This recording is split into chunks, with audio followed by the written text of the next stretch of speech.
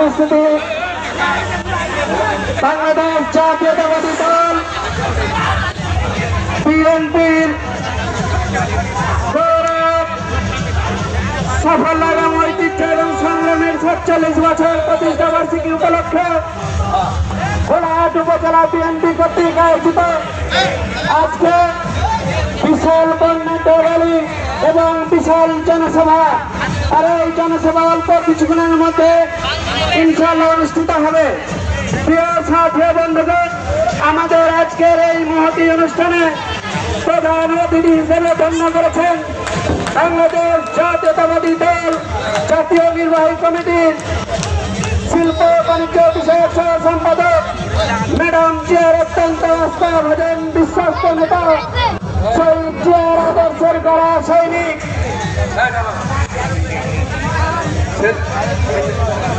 আমি আপনাদের যারা এই মঞ্চের উপর আমাদের স্বেচ্ছাসেবক ছাত্র দল যুব দলের লোকজন আছো, আমি অনুরোধ করছি এখান থেকে সবাই নেমে যান।